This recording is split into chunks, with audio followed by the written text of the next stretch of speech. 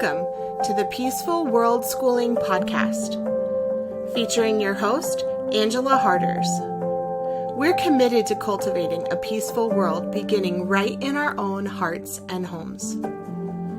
Together, we believe that the world is our biggest and best classroom, and the people and places in it are our greatest teachers. So I invite you to join me on the adventure of a lifetime, beginning with a conversation that can change the world.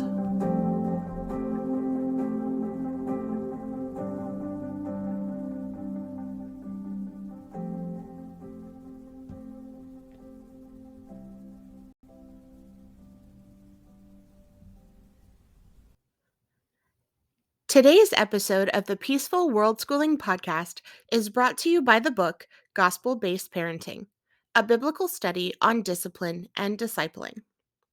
In this book, you will explore what the Bible really says about spanking and how we can discipline our children the biblical way, without spanking or punishment.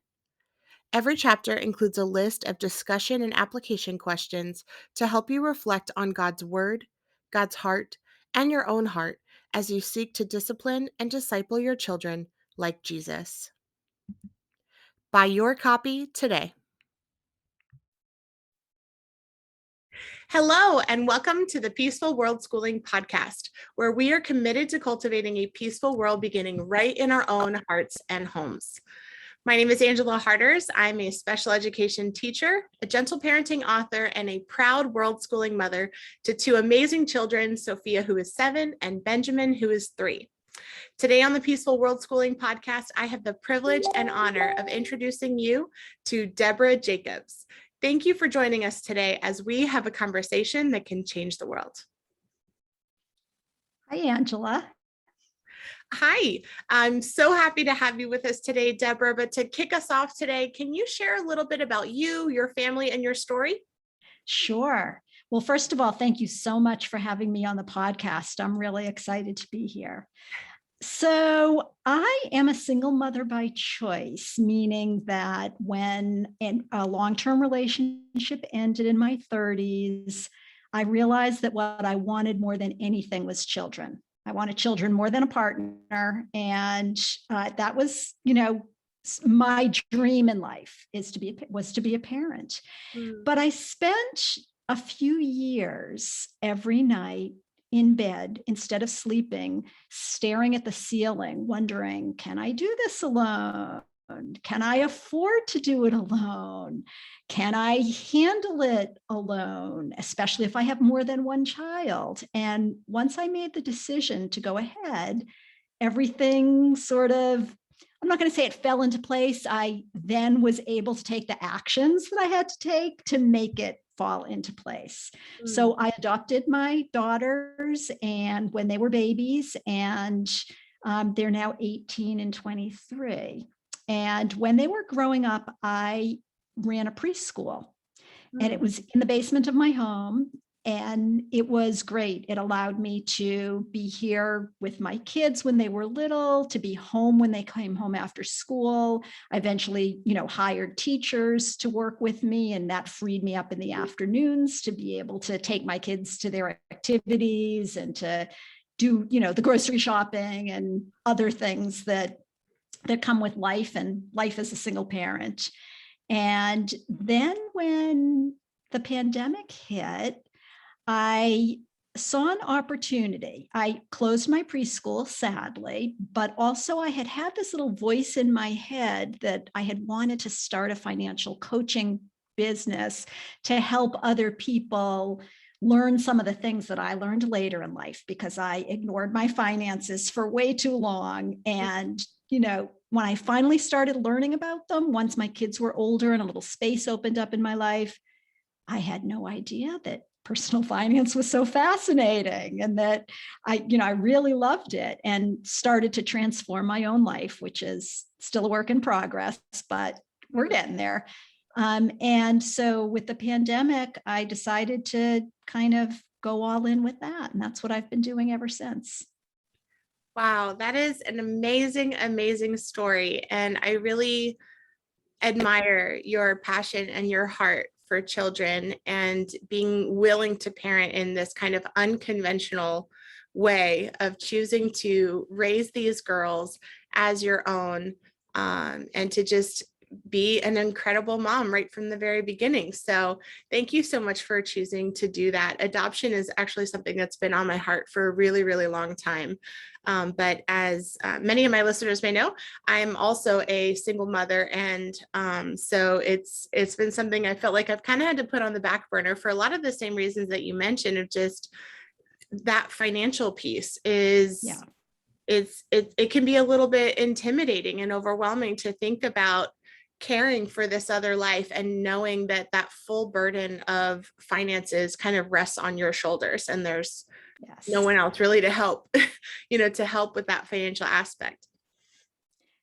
For sure. The financial piece is a big one. And, what I came to realize is that if you want something badly enough, there's always a way. Mm, You might have to live differently than you thought you were going to live. We all have this idea of how we're going to live our lives as adults. For many people, it's nice house in the suburbs with the white picket fence and, married and, 2.5 kids and a nice car and fancy vacations.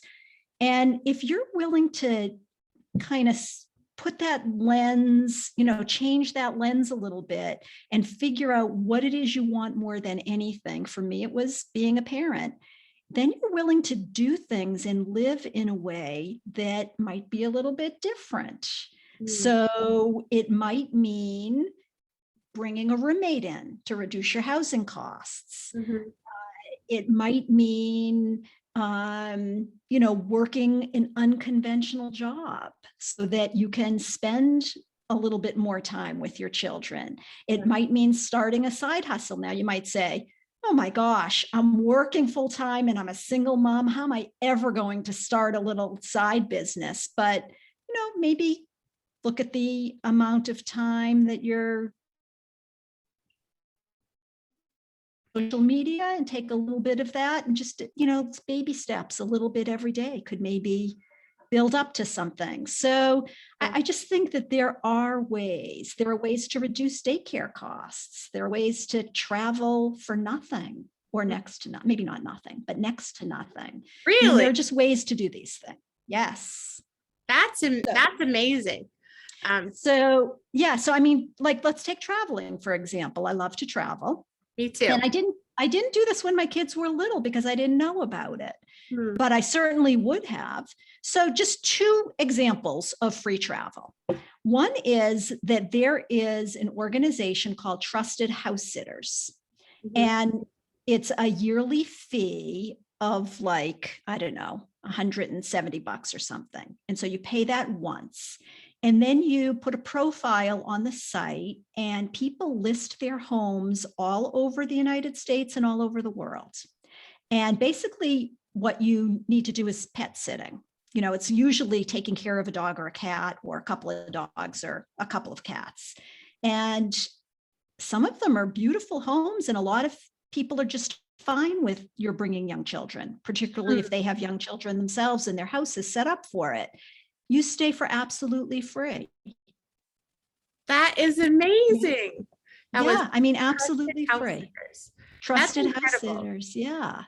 That is going to be an amazing resource. I will definitely have to check that out, because that has been a passion of mine. We are a Worldschooling family, and so we love to be able to go to different places in the world. Of course, now with COVID, it's a little bit more challenging. For sure. But that is an incredible resource. I will definitely have to check that out, and I will make sure that I put that link in the description, so anyone else who's interested in free travel opportunities or almost free travel opportunities, I will put that as a resource for you in the description of the show. Yeah.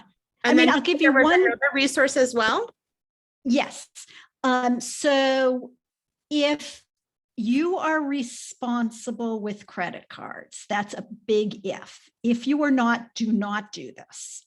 But if you can, do three things. The first is always pay your bill on time. Always, always, always, never be a day late. Number two is don't use the credit card for anything you wouldn't ordinarily use it for. Don't say, oh, I have a credit card. I can go buy that expensive thing that I've wanted and just pay it off over time. No, no, no. Only what you would buy anyway. And let's see. So that's pay it off on time. For some reason, I'm having a brain freeze about the third, but it will come to me. If you're totally responsible about your credit cards, then you can get credit cards that offer large bonuses for points. And there are free courses online for how to do this. It's totally legit. And I sent my daughter for a college semester in New Zealand for less than $100 in fees. Plane trip from US to New Zealand and back. My two daughters, are now, one's in Colorado, one's in San Francisco. I helped my daughter get her apartment set up in San Francisco. We flew out for free. I flew back for free. And both of my kids are coming home for winter break for free and flying back for free.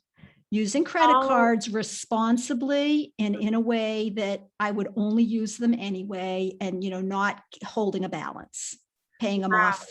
That's the third thing. You pay it in full every month, not just, you pay it on time, but you also pay it in full every month. So you're not being charged any interest. Exactly. So when I say free, it's not totally free. There are fees. So I think it cost us like $20 to go to San Francisco and back. I mean, but still, that is incredible compared to what most people, would spend hundreds of dollars and then even more once you're there, of course. But to be able to travel for such low cost, that's amazing. Those will definitely be great resources. And then is there a specific credit card that you would recommend? Well, I think, one that everybody says is wonderful, and I have it and I love it, is Chase Sapphire Preferred credit card. They give a big sign up bonus. So that means that if you're approved for the card, you get the card. And then if you spend a certain amount in the first 3 months, then you get like 80,000 points, which can take you a lot of places. So it's the sign up bonuses that can get you what. Now, again, you don't want to go out in those first 3 months and spend more than you ordinarily would spend, but you can go buy gift cards at the grocery store you use, because you're going to have to buy groceries the rest of the year, right? So things like that. But I'm not an expert in this. I'm still learning, but it's really benefited me. And I can share with you after the name of the free online course to take to learn how to do this, that you can put in your show notes or, share with your audience. That would be wonderful. I'm sure there are many people that would love to check that out and be able to have access to those resources. So anyway, the whole point of all of this was there is usually a way to do what is deepest in your heart. There's a way to figure it out if you're willing to do things a little bit differently than how you grew up expecting that you would. And I noticed that you said that when you were raising your daughters, you opened up a preschool business. I'm assuming that you did that with the intention of being able to be at home with your children. Is that correct? Absolutely correct. So I'm an education person. I have my education master's. I was working in a nonprofit with adults for many years who were new to the country and, teaching English as a second language, and small nonprofit. So I wore many hats. But once my baby came along, I really wanted to spend more time with her. And so I kind of watched what happened I sent her to a family childcare not far from where I worked. And I thought to myself, I don't want to sound snooty here, but I thought to myself, I can do this better. I can do this and I can do this better. So, so I planned. And I opened up my childcare program in my house. And the first couple of years were terribly hard because I very naively thought that my daughter would love being home with me. And she would if she were home with me without a bunch of other kids wanting her mom's attention. Yeah. So, yeah, my second daughter, it's all she ever knew. So she would ask me on the weekends, Mom, is it a school day or a family day? And I'd say it's a family day. And she'd say, oh, she loved it from the get-go, but Uh, my older daughter, not so much. mm, But yeah, it started off I started off doing it in our living space, which was super hard. And then I renovated my basement after a couple of years, and it's not at all basementy. It's a very beautiful space, and it's preschool, child size sinks and book corner and blocks room and eating and art area, and so it worked really well for our lives, and it was work that I liked doing, and I learned a lot, got to work with many families. I did a lot of parent coaching, and it was actually a great environment for my girls to grow up in, because we had a lot of dinner conversations about what's causing certain behavior and mm, what would you do in this situation, and yeah. how can we help a child to learn this or learn that. And lo and behold, my older daughter's a teacher now, but not of Oh, little wow. kids. That's wonderful. So your children attended the preschool, and then did they go to public school once they were old enough, or how did their educational journey evolve? Yeah, so they went to, well, my older daughter, after the first year, when you first start out with a childcare program, it's hard. You don't have a reputation and people don't know you. And so I didn't really have the age of the children I wanted to have. I really wanted to have a preschool, and I was working with younger children at that time. So the second year, my daughter was almost 4, turning 4 in September. And all of the other kids I had would be just 2. Mm, And so I ended up sending her out to a private preschool, which she loved and was wonderful. And then she went to public school after that. And my younger daughter was with me right through getting ready for kindergarten. And then she went to public school. mm. So they went to public school until both of them homeschooled for 7th and 8th grades. Hmm. And then they went back to public school. That's interesting. Why did you choose to homeschool your children for 7th and 8th grade?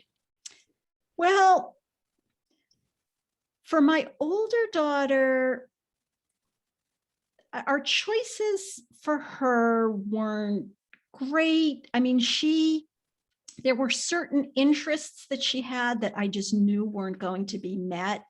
In school, she loved to write, and she would never have time to write if she were, Yeah. doing all the homework and Yeah. all of that. And she just needed a break from school. I kind of think all kids need a break from school at one point or another, but she needed a break from school, and we needed to shore up some areas that she needed, that she was struggling with a little bit, and really have her fly ahead in the areas that she loved and that she, was doing really well with. And it was a little hard. I had to cut back my hours in my preschool and have my teachers take over a little bit more. So it was a bit of a financial hit for me. But again, anything you really want to do, you just have to decide what's the most important thing. Absolutely. And she also was involved with other local homeschooling kids. So she went to a writing group, and she went ice skating every week with some homeschooling kids. And so she did some things out of the house. And then I also gave her things that, to do on her own. And then we spent a couple of days a week together, either doing field trips or, working on whatever she was working on. Uh-huh. And then my younger daughter, I think she wanted to homeschool because her older sister homeschooled, and that was fine with me. So, yeah. And so how did you decide to have them go back to public school? Yeah, I think for my older daughter, both of them wanted to. They were, they really liked homeschooling. They liked having their own schedule. But there were things about school that they missed, and I think they both wanted to have the high school experience. Now, my older daughter ended up really not liking high school very much. She was very critical, and, with good reason, of the educational system Mhm. and of the way kids were, the mountains of homework and the push, push, push, push, push to have kids in AP classes. And she hung around with very high achieving kids, and it was all about the A. All the conversations with her friends were about the A. And she was like, oh, can they just stop, please? Can't we just learn something? Can't we just do something because it's interesting to do? And Mm. so she felt a little bit like a square peg in a round hole in high school. And she actually ended up going to a semester school for half of her junior year, where she left high school and went to northern Wisconsin to a place called the Conserve School, where she and all the other kids there were there because they were really interested in environmental sustainability. Mm. And so it was very alternative education. And that was kind of just the tonic she needed to get her through the rest of high school. Do you think that her experience with homeschooling kind of helped to give her that different perspective when she returned? I do. I mean, I think it, I think she is who she is. And I think she would have been having these thoughts and we would have been having these discussions anyway. But I definitely think the experience of homeschooling and, so, one of the, for example, a couple of the things she did homeschooling, she wrote a novella when she was in 8th grade, Oh, wow. which she never would have done. And she was really interested in crime. Mm. And I think for the sake of maybe writing a crime story, but boy, the things that she did that she never would have done in regular school. She sat in a murder trial. My uncle happens to be a criminal defense lawyer. So, Uh-huh. she sat in he happened to have a trial going on. So she sat in the trial. Wow. She toured the police station and got to see exactly what happened when somebody was arrested, and actually sat in one of the holding cells Mm. and, all of that. She Yeah. interviewed a local DA. She went to, we sat in court one day, just civil court, just to see what that was like. She interviewed a young woman who was studying forensics. I mean, it was really great. She just ran with it and did things that she wouldn't, it wasn't unschooling. I think if I had started from the very beginning, I probably would have considered unschooling. And I think the beginning of both of their 7th grade years were a bit of rather deschooling more than unschooling. Yeah. What is the And difference for you between deschooling and unschooling? well, as I understand it, unschooling is very much child-led, that children are naturally curious and have interests, and fantastic to help them follow their interests. And they will learn what they need to learn to pursue those interests. Mhm. So correct me if I'm wrong, but that's my Yes. understanding of unschooling. And deschooling is more when someone has been in an environment that may be a little toxic, maybe weighing on their soul for one reason or another, Mhm. may have all sorts of cultural and societal expectations that aren't necessarily humane ones Mhm. or even human ones, but their expectations nonetheless. And school can be very heavy and anxiety provoking. Yes. And, we have rampant anxiety and depression among school kids in the United Absolutely. States. Mhm. And so deschooling is more a period of starting to breathe again and letting that go, and really starting to trust yourself again, and being able to um, pick up a book because, boy, doesn't that look interesting, instead of, oh, I have a paper to write on this. Yeah. That was an absolutely beautiful description of both Oh, deschooling and thank you. unschooling. I have to write that down because I don't think I could have said it better myself. That was brilliant. Thank you. And it sounds like what your daughter was experiencing was a little bit of both, that Yeah. decompressing and kind of a recovery almost from a lot of the trauma that children experience in public school. And then as well as that unschooling piece of pursuing those interests and those passions that she really was fascinated about with, being able to have those real life experiences. And Yes. that's actually something that's very near and dear to my heart is, I truly believe that children learn best when they are able to have those real life, real world, meaningful experiences, and they can start to think and live and dream outside of this educational box that we try to squeeze them into with, homework and all these other things. And I can't tell you how many children I've met that I feel like could so relate to your daughter, and just having that passion for writing. And then I don't know what we do in school, but it's like we just kill the love of writing. I mean, we just whack it with a hammer over and over. And kids It's so true. it. And I'm just like, oh my goodness, if we could truly give children the freedom to write about what they love, we could restore that love of writing for them. But Absolutely.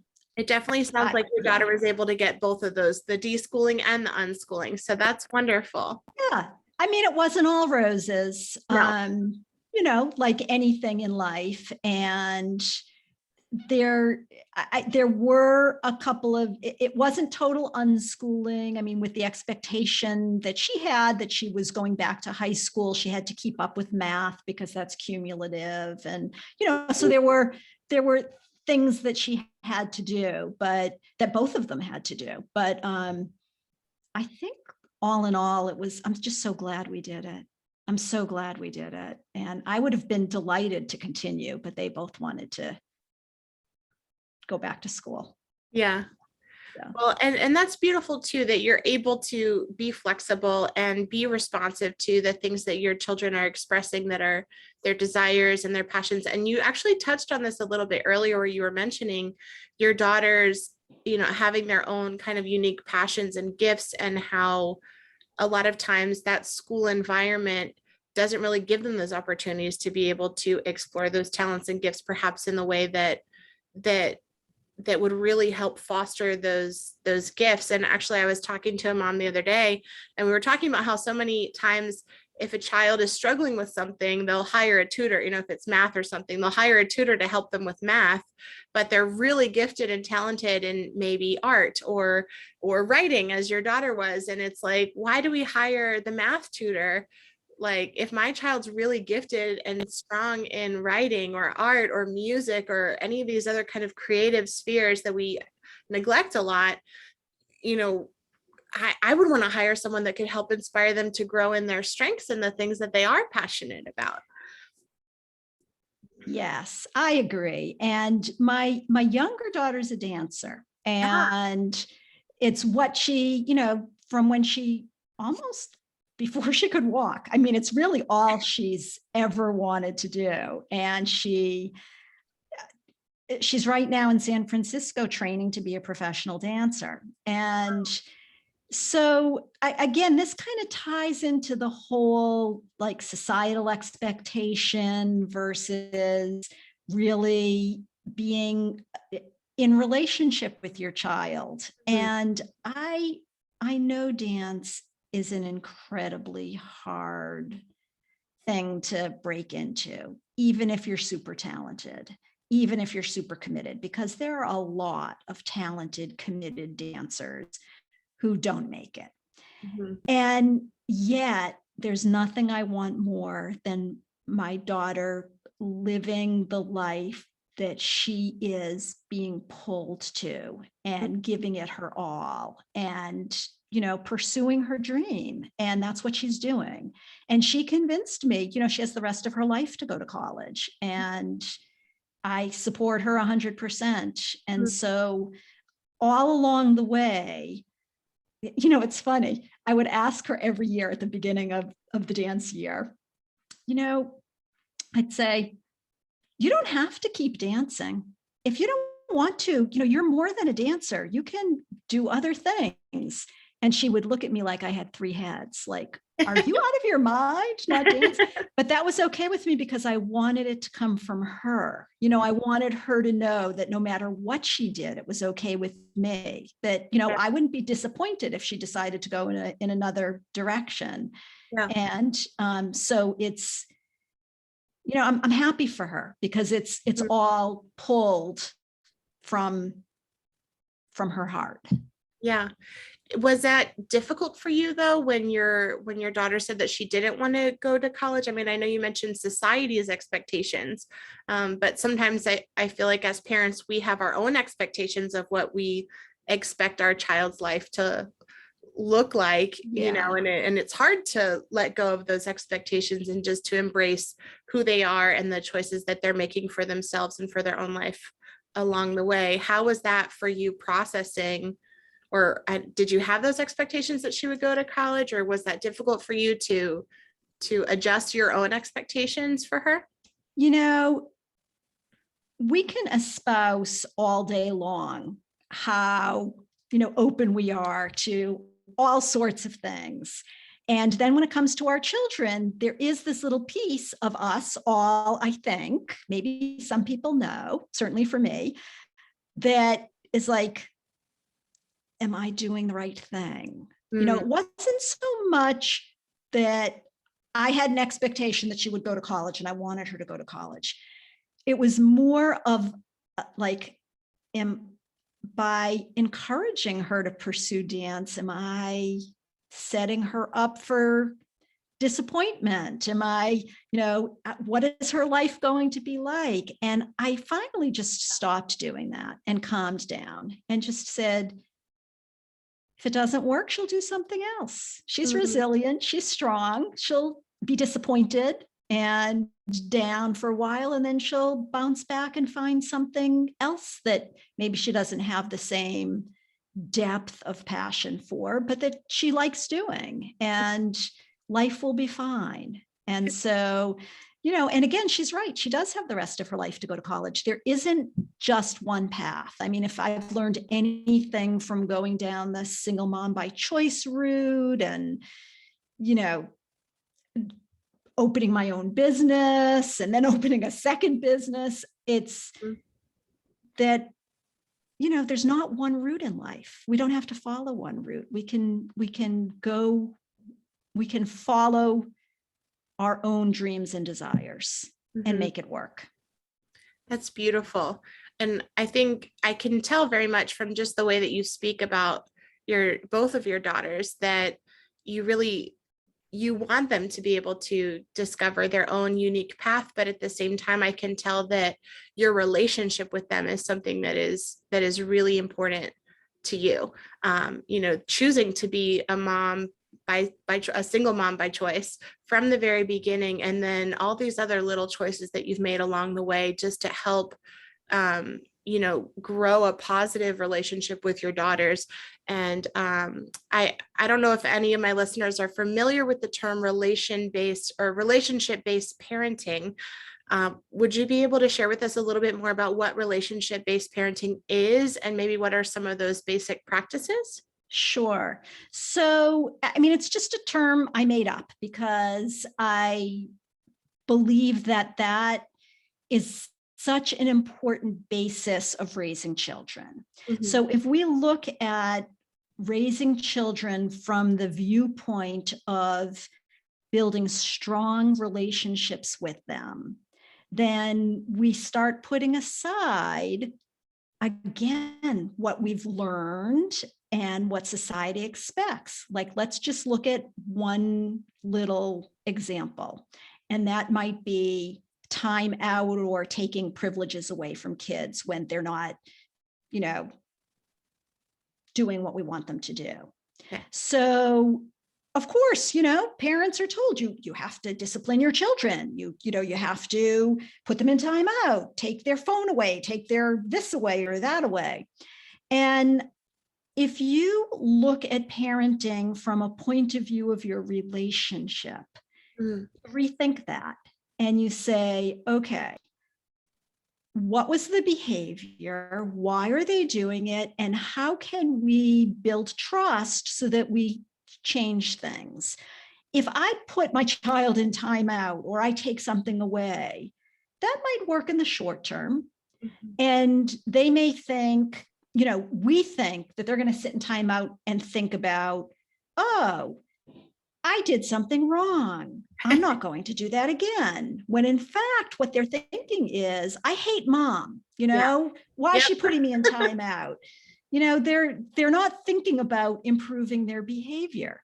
But if we think about building our relationship, we may sit down with them. Mhm. We may have, of course, with little kids, it's a little bit different. We do things a little bit differently than with older kids that we can have relationships with. Mhm. Let me give you an older kid example. Okay. So my younger daughter is constitutionally unable to turn the light off when she leaves her room. She just can't. And it drives me crazy. And so, I could say, turn the stupid light off already, or why can't you remember to turn the light off? Or if you don't turn that light off, I'm going to do this, that, or the other thing. Mhm. And instead, what I learned to do over time was say to her, lights on in your room. And she would laugh and I would laugh. And she would go, because she knew it drove me crazy. Uh-huh. And she would go and turn the light off. And that's one tiny little example Mhm. of thinking about how can we be in relationship with our children and build that kind of relationship so that they'll come and talk to us about the hard things so that they won't be afraid to do that. And I've had conversations with my kids about almost everything. Wow. So, is it possible to parent without punishment? I think it is. I actually think it is. And I actually think it's beneficial to parent without punishment. And I know that's heresy to a lot of people. But now, if you have a child who's tantruming and throwing things, of course, you're going to pick that child up, remove them from the situation, even if they don't want to be removed. And what I used to do is do kind of a time in, where I would sit with them and restrain if I have to, if they're being unsafe to themselves or somebody else. Yeah. If they're just lying on the floor tantruming, kicking and screaming, but not,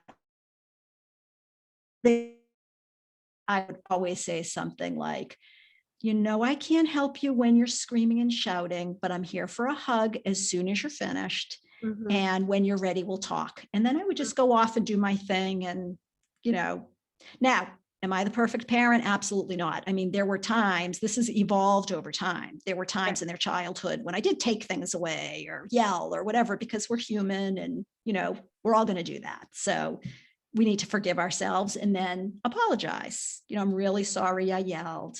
I got very frustrated with this or that or the other thing. And Yeah. yeah, but I had a conversation with my daughter the other day that she was telling me something, and then she laughed and she said, none of my friends would tell their mom what I just told you. And I said, really? And she said, yeah, their parents would flip out.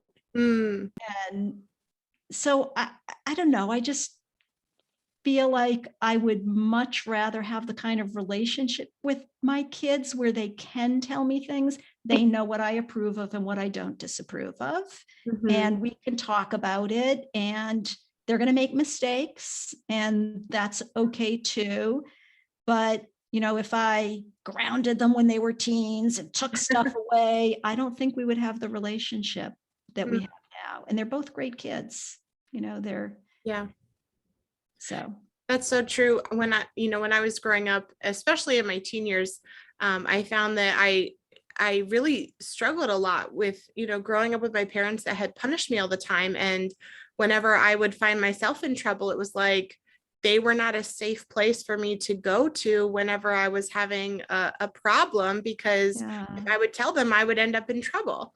Yeah. And so that kind of, you know, me versus you relationship, as opposed to an this is an us versus this problem sort of a relationship, it really makes it difficult to have that foundation of trust that I can say, okay, if I do have a problem, I am safe. It is okay for me to go to my parents. And I know that even if they were to disagree with me, or, you know, be sad by my choice or disappointed or whatever, I know that there are people that are there to help me no matter what. And Yeah. yeah, I was the big it may, foundation for my desire to do that with my own daughter, you know, because I was like, I want her to be able to come to me when she's a teenager and having these, you know, bigger problems, that she'll be able to trust that I'm a safe place for her to go to, and that I'm here to help her and not to punish her. yeah. I mean, it makes me so sad to hear that. And I think that your story is typical. I mean, I think it's really, really uncommon for people. I mean, more common today, but uncommon in general for people to parent without punishment and with safety and with relationship, which I just want to clarify doesn't mean not setting boundaries Yes. at all. It Yeah. doesn't mean being the kind of parent that kids can walk all over. And, I said no to my kids a lot, but it was always with the, like, let's just take an example when kids are little and going to the grocery store. Mm-hmm. Okay. And there are kids who go to the grocery store with you and they want 15 candy bars and they want the potato chips and they're going to have a big, huge meltdown. So I'd always prepare my kids. As a single mom, I had to take them with me. I didn't Yeah. have somebody else at home to leave them at home with. So Yeah. I'd always prepare them and say, we're going to the grocery store. Sometimes I would say, I will get you one thing. It's not going to be a candy bar. I'd be very clear about what I would get them. And if there's any upset about that, we're going to have to leave and we're going to have to go home without the food. And, we're going to have to figure something out because we're not going to be able to go back. And I was just really clear with them about what would happen and why, because we're a Yeah. team here. Of course we have to. And then I'd give them little jobs once they got old enough. Can you go find 3 apples, 3 really good apples, and you go here and find this and that. And yeah, so.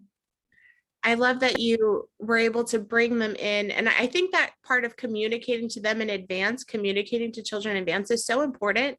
A lot of times we don't even think about the fact that even though our children are small, even at, 1 or 2 years old, 3 years old, like it makes a real difference when we can communicate with them. This is what I'm going to be doing, or this is what we are going to be doing in 5 minutes or 10 minutes. And this is what you can expect. And this is how it's going to go. And these are some choices that you can have while you're here in this space. And yeah, I definitely would try to do a lot of those same things too, going grocery shopping with my kids. It was, there were, and I had to learn too, like there were some times that I would go to the grocery store and she would have a meltdown, and I would have to have an opportunity to reflect and say, okay, I went to the grocery store and she hasn't had a nap yet and she hasn't had lunch, and I kind of set myself up for this. It wasn't Yeah. her fault having this meltdown. Like I made these choices that totally contributed to her having this epic Right. meltdown in the middle of Walmart, Yeah. and being able to figure out our own groove. But then of course, as they get older, it is nice that they can kind of help chip in a little bit more Yeah. and be a part of those things. And but I think, the more that we can communicate with our children, and not just communicate, but also giving them choices in what we're doing throughout our day. Right. I think that really, really makes a big difference in them not feeling like they're just being dragged all over the place. Yes. And Yes. Yeah, I think that's so true. And I would always thank my kids too. Thank mm, you so much for helping me in the grocery store. It would be so much harder to do it by myself. And as they got aw, older, sometimes that was true, mhm, that we did it much faster when we went as a team and, got different things and flew through the grocery store. So I always yeah, tried to remember to thank my kids for helping out and, being part of the team. And then the other piece that I think is really important, that's so hard to do in the moment when your kid's melting down. So I totally understand when parents react with yelling or whatever. I've been there.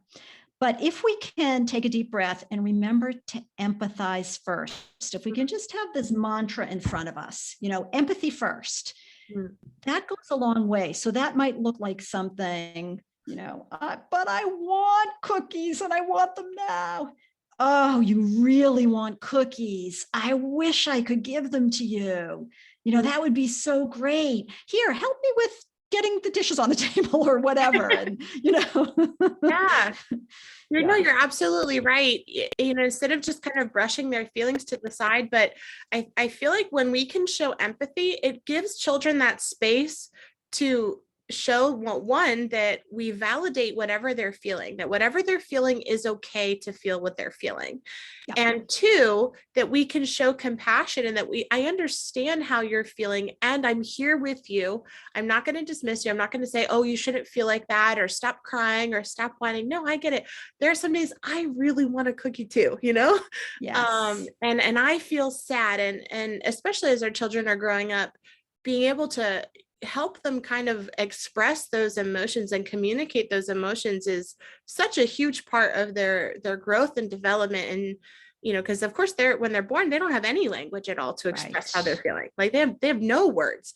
And so that's right. part of our job as parents, is to help them have words to express how they're feeling. I can't Yeah, tell you how many adults I feel like need help with I expressing how know. they're feeling, me included. You're so right. And, it's things like you can feel however you want. It's totally okay to feel angry, but you have to express it differently. You Yeah. can't hit your sister, Yeah. whatever. Yeah, But yeah, absolutely. And it's okay to be sad that you didn't get right, that cookie. And we're right, not going to knock right, things over in the store. right, right. But yeah, and I think that's that beautiful balance of caring about the individual, showing compassion, showing empathy, but at the same time having those boundaries for them that, Yes, yes, I can care about you. I can show empathy for how you're feeling, but I'm not just going to let you act in any any kind of destructive or harmful way. right.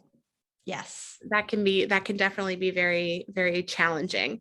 So None of this is easy, although I will say the more you practice it, the more natural it feels. When we've grown up in an environment of yelling or an environment of punishment, it feels very unnatural for us. And it's especially hard when we're in front of other people who think we should be harder on our kids. yes. So, going to grandma and grandpa's and your kid melts down and you empathize and hug instead of punish, Mm, you might hear from grandma and grandpa, you're too soft on that kid. And then it brings, especially if you're single, it brings in all sorts of thoughts and emotions mhm. about, Am I doing a good oh, job? maybe it would be different Yeah. and all of that. And I think the more you do it and the more you see the relationship that you're building with your child, and the more your child comes to you with these thoughtful conversations, and, as you see this development unfold and you see your child blooming in such a, difficult but wonderful way, because no childhood is easy. No Yeah. adolescence is easy, but they can be absolutely wonderful. Absolutely. Then you feel stronger and you feel more able to say, I'm doing this my way, instead of feeling like I have to come down hard on my kid because, grandpa's going to think I'm a softie. How do you handle when you do have relatives, or I mean, I know of several people that it's not just grandma and grandpa, but it's their spouse that That's hard. doesn't understand. How do you navigate when there are people that are very important in your life and your family that don't understand why you would want to parent without punishment? That's a really hard one if you're talking about your spouse, Mm, because it's just so important to show a united front. And if one parent is parenting one way and another parent is parenting another way, that sets you both up for failure. And so that's just conversations, It could even be going to parenting classes together. Mm, If your spouse is open to that, yeah. or working with a parent coach together. Or try asking your spouse, are you willing to try it this way for 3 months? And let's see what happens. And then hopefully after 3 months, you see some results, because sometimes these things take a long time. And with the understanding that nothing is smooth sailing, you're going to still have upsets and behavior you don't like, but that doesn't mean you have to spank or you have to punish or you have to come down hard. Yeah. And actually, that's exactly why I wrote my very first book. It's called Gospel-Based Parenting. And I kind of stumbled my way into gentle parenting because I grew up being spanked as a child. And I was like, well, I turned out great, so I'm going to spank my child. But then when my daughter was around 1 year old, a little over one, I started really thinking practically, like, okay, how do I spank her? How does this work? And so I started reading the Bible to try to figure out how I could spank her the way that the Bible said. And I learned very quickly that the Bible actually doesn't advocate for spanking or hitting children at all. And for me, it was absolutely mind blowing to be able to see that all these verses that I had heard, well, there's 4 of them, but the 4 verses that people use to defend this practice of hitting children as a form of discipline, when I realized that we had been misinterpreting these passages for decades because we just didn't understand the original language, I was like, oh my gosh, every parent needs to know this. And so I wrote my book, and at the end of every chapter, I included those discussion questions because I know how important it is for a husband and a wife to be on the same page when it comes to this issue. And to be able to have kind of this neutral way that people can read what the Bible says and then have these kind of guided questions to help them process through what they're thinking, what they're reading, what their own experiences are, what our own biases are, because we all have our own biases that we bring to parents from our own upbringing or different ideas or expectations that we have, like you mentioned, and being able to really look at, what are my expectations or what are my biases or how have I been influenced to have these ideas about what a parent-child relationship should look like. And yeah. I mean, I'm really glad that you found that in whatever form you find it. You found it in the Bible. I found it just didn't feel natural to me, but also in science. I mean, there are a lot of studies that show that spanking is detrimental. Again, it can work in the short term, but when you really think about it, does it make sense to hit children to teach them not to hit? No. No. Does it make sense? We want our children to be nonviolent, and yet we're disciplining them with violence. And people say, oh, it's not violence, I'm giving them a little tap on the tush, But I think that most spanking happens not in a little tap, thoughtful way. Most spanking happens because the parent's angry.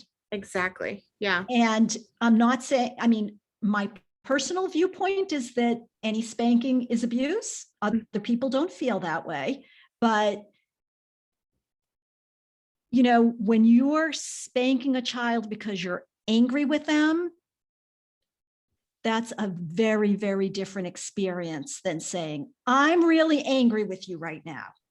I'm going in my room for a few minutes so I can calm down, and we're going to talk about this later. Impact is greater. Your child knows that you're angry, and they're like, ooh, and they know when they speak with you. I think it's that old thing that, I'm so disappointed, is much more powerful than getting, especially if it's used sparingly, than getting a spanking. Absolutely. And it's interesting because the other day I was talking to this lady and I was sharing with her about how, the same thing, like I truly believe that spanking is abusive, even though the way that I was spanked, I wouldn't have called it abusive at the time. But now looking back, I can see that it truly was an abusive way to interact with a child. Right. And she said, oh, there, you're just, hitting isn't spanking. And I remember just saying to her, well, please explain to me, how can you spank a child without hitting them? Like, that's What's the difference? kind of the Right. point, right? Like, regardless of the intention or Right. how in my own experience, my parents would sit me down and say, this is why we're going to spank you, and I'm spanking you because I love you. And then they would spank me, and then they would hug me and tell me that they love me, and that was why they spanked me. It's kind of a mixed message. Yeah. It's yeah. Yeah. And looking back, I'm like, man, like, instead of handling it in that way, like, they really could have just had a conversation with me. Like, what is the point of hitting a child, as you mentioned, to teach them not to hit, or hitting a child to teach them to trust you, to be honest about something, or Right. hitting a child in order to encourage them to speak with you with kindness, or Right. not talk back, like it just, Right. I don't see the logic in it anymore. Right. But it is hard. Yeah, I mean, in teaching children to speak to you with respect, that's a long-term project. Yeah. There's no overnight magic pill, and spanking certainly isn't it. Yeah. And so that's just a process over and over again, when you say things like, happy to respond to you when you speak to me like this, and then you model exactly the voice and the words that you want them to say. Yeah. And you just do that over and over again until eventually you start hearing it. But it's a long-term project. Yep. We'll do something similar. I'll say, like, oh, that hurts my ears when you talk to me like that, or I have a hard time understanding you when you say it that way. Right. Can you try this? And we do a lot of, like, try again, do-overs. And not just do-overs for them, but earlier you mentioned something about the importance of, like, when you fail, when you mess up, being able to apologize and have grace, not only for your kids, but also for yourself. Yes. And that's a hard one for me, because I'm like, I really want to be a great mom. I want to be the best mom that I can be. And yet I do find that there are times when I fail, when I will react instead of respond, or I will yell when I want to communicate with kindness. And I have a question for you. Yes. Are you a human being? Yes, I am. You're going to react. Yeah. Especially when you're tired, and you're on your last nerve and you've had a bad day. You're going to react. The relationship-based parenting doesn't mean that you're perfect all the time. And you actually don't want to model that for your kids, because they don't want to, like, think their mom doesn't have emotions, that, and it's totally okay. And you just say afterwards, I apologize. I'm really sorry I yelled. I'm very tired. I would even sometimes say to my kids, it really wasn't about you. It was about me. Sometimes it was about them. But, if it was just that I was super tired, and no matter what they said, I was going to react. Just say, I'm really sorry you had to experience that. I didn't mean to yell. I'll try to do better next time. Everybody gets, everybody loses it sometimes. And I hope you forgive me. So. I did have another question for you too. So my daughter is 7, and I'm kind of I'm at the beginning, you could say, of this gentle parenting journey, even though we're 7 years in now. Yeah. But I know, as a woman that had difficult relationship with my mom, especially during my teen years, I hear a lot of people talk about how, it's just normal that teenagers, and especially teenage girls, and their moms will have conflict and strife. And I'm wondering, has that been your experience? Like, is that all that moms have to look forward to the teenage years, just conflict and strife with your daughters? Nope. No? Doesn't have to be that way. Now, teenagers have hormones raging through their body that they are going to change their mood on a dime. So you're going to be having this wonderful conversation with them, and all of a sudden you're going to say something that you had no idea was triggering, and they're going to run off into their bedroom and slam their door. Oh. And, that kind of stuff is going to happen because they're experiencing huge changes in their bodies, in their minds, all of that. However, it is not a given that you are going to be in constant conflict with your teenager. And if you start now to build that kind of relationship where it's okay to talk about anything, where you're not going to be fazed by anything, where you definitely have expectations of her, but you're not, your identity isn't tied up in her succeeding in whatever. For people whose kids are in school, sometimes that means being the top student and getting the A's. For kids in athletics, it might mean being the team captain and, being really good at whatever sport they're doing. Your identity is not tied up in that. And you need to let her know that she is fine just the way she is. And if you, as I said, start now building that trusting relationship, laughing together, having firm expectations, but not punishing and not coming down hard, not grounding, not taking things away, but having conversations. And sometimes it means just allowing the storm to pass. Sometimes there's a storm, and once it passes and you sit down together with whatever it is that's comforting for you, maybe it's a bowl of popcorn or, whatever it may be, and you sit down together and you go, that was really upsetting, wasn't it? I'm sorry that was so hard for you. How do you think we can do better next time? Mm. And you have those kinds of conversations, and you have dinner conversations about, things that happened during the day or things that are happening in the world and how people are treating each other and how people could treat each other better. And what would you do differently in that situation? Or, what would you do if you were that person? And you just foster those kinds of conversations. And we definitely had some storms during adolescence, but I think that they were mild compared to what some people experience. And my relationship with my kids was always strong. Wow.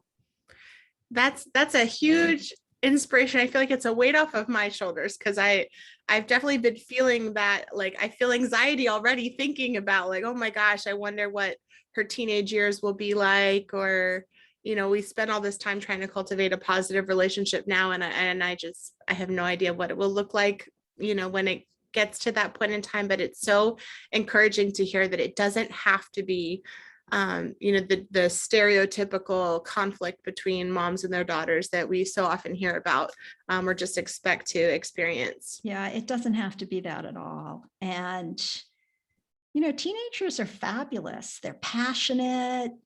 They're so much ahead of them. And many of them are social justice warriors. I mean, they see what's wrong in the world and they want to change things. And that's to be encouraged. Yeah, absolutely. That's wonderful. I'm wondering if you have any particular resources that have really helped you in your journey and in becoming a relationship-based parent or a gentle parent. Yeah, I mean, oh gosh, I have pulled from so many mentors and books and I mean, just one that I can think of right off the top of my head, a book that I really liked when my kids were little was How to Talk So Kids Will Listen and Listen So Kids Will Talk. And I think Oh, there I are some, love that. aren't they great? Have you read them? Good. I have, yes. Yeah, I mean, they're very earthy, they're very like down home. They're like hand drawn cartoons in them, and Yeah. but they have such wisdom. They're such great books. So that's one that I can think of just off the top of my head. And there have just been so many people that I've picked up a little piece here or a little piece there. One, I forget the name of the guy. He was from Tufts, but he talked about I think he called it floor time. Have you ever heard of it? I don't think so. This is something I did with my kids when they were your kids' age. Okay. And it's 20 minutes at night. Now you're homeschooling, right? Hmm. So you may not need to do this, but particularly for families whose kids are in school and they really feel like they need to build that relationship, to set a timer for 20 minutes every night, and absolutely whatever it is the child wants to do, you do. There are no computers, no phones, no electronics of any kind. And if the child wants to draw and color, you draw and color. If the child wants to play, as my daughter did for about a year and a half, library and take every book in the house and put them on the table, and then, have me come and choose books and check them out, you do that. If sometimes kids are working through things through play. So, if there's something that they're playing over and over again, that would be really interesting to look at and try to, figure out what it is that's so fascinating about it. But 20 minutes, attention totally on them. You are not directing, whatever they want to do, and let them know when the timer ends, we're finished and it's time for bath and bedtime story in bed or whatever it is. So that was another one that had a big influence on me, just like thinking about cordoning off some time out of our busy days that's just totally focused on basically your relationship with your child. Yeah. Would you do that with both of the girls at the same time, or would you have like a separate time with each one? Ideally separate with each one, but as a single parent, almost impossible to do. So when they were little, we did it together. As they got older and were able to entertain themselves for 20 minutes and understood that they were next, we did that. Okay. That's a wonderful strategy, and I'll make sure that I share that as well. And if you happen to think of any other books or resources or tips that you would like for me to share with my audience, please feel free to let me know, and I'll make sure that I add that to the show notes as well, so that we can start to build up this collection of resources that can support all of us as we are continuing on in this journey to be gentle, relationship-based parents. Excellent. And I wanted to ask you as well, I know that you mentioned that you're starting your new business, or you started a business last year, is that correct? Yes. Okay, so I wanted to give you a little bit of time. If you could please just share with us a little bit more about what that business is and how you might be able to support my listeners in their financial goals. Sure. So I'm a financial coach, and that's different from a financial advisor. So financial planners and advisors usually help people who have significant assets with investing and managing their money.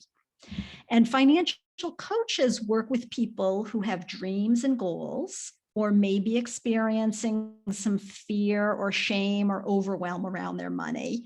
And we work more on the let's master your money. So we work on budgeting. We look at expenses. We look at even, income and increasing income if that's something that you think is necessary. We look at paying down debt and savings plans and setting specific goals and working towards them. And so we work more on like putting systems into place and the day-to-day money mastery, and also work on mindset. We talked a little bit at the beginning of this conversation about like ways of thinking about being a single parent. It's sort of the same thing with money. We have these stories that we've been told all our lives about money and how we should be with money and how we should deal with money. And those stories can really hold us back from living the life we want to live. So if anybody is interested in learning more about financial coaching, they can certainly go to my website, or contact me directly. And I'm happy to share more with them, to give away a free PDF to get people started on the journey towards money mastery. So that would be wonderful. And I will make sure that I include the links for Debra's website in the show link, in the show description. And are you on social media? Is there a way that they could also connect with you via social media? Yes. Yes, on Facebook, Money Smart for Life is the name of my page. Right. And same thing, Money Smart for Life with a little underline after the E in life for on Instagram. Money Smart for Life. Yes. Excellent. Well, Deborah, it has been an absolute joy to be able to talk with you and hear about your experience with your daughters, being a single mom by choice, growing two different businesses, and all of the wisdom that you've shared about how we can be relationship based with our children, both young and old. Thank you so much for having me. I'm so passionate about this, and I really appreciate the opportunity to talk about parenting and relationship-based parenting and, living your dreams.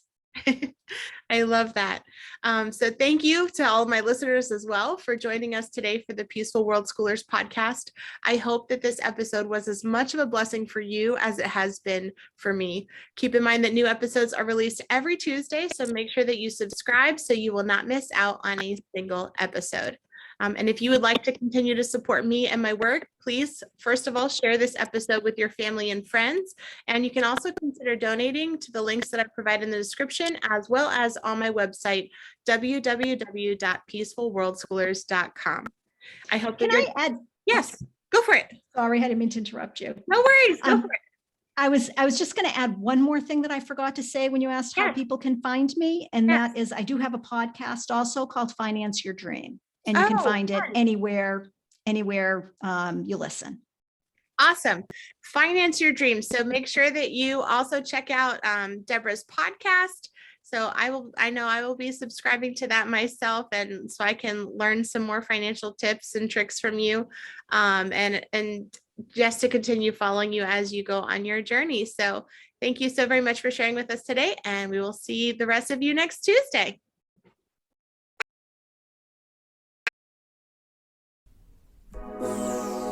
Join us next Tuesday on the Peaceful World Schooling podcast. I'm your host, Angela Harders, and I hope that your day is as wonderful as you are. If you like this video, please make sure you subscribe and click the bell so you will not miss out on a single episode.